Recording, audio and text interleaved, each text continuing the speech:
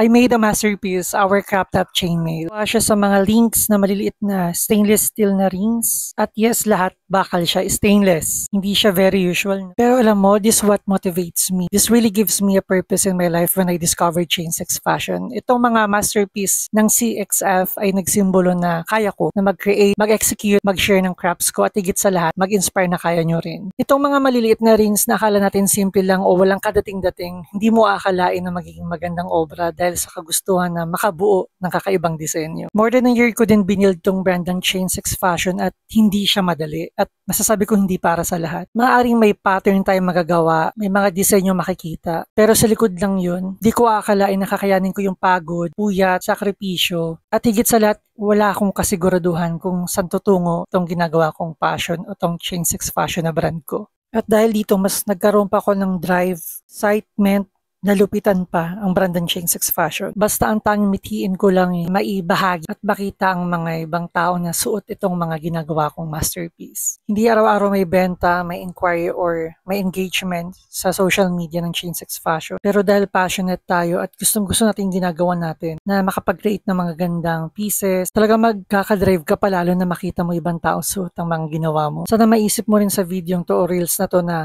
lahat tayo may kakayanan. Maaaring di mo pa siguro alam o posibleng siguro may idea ka na. Pero ang lagi mo lang tatandaan na kaya mo at dapat lang na maging proud ka sa mga achievements mo sa buhay.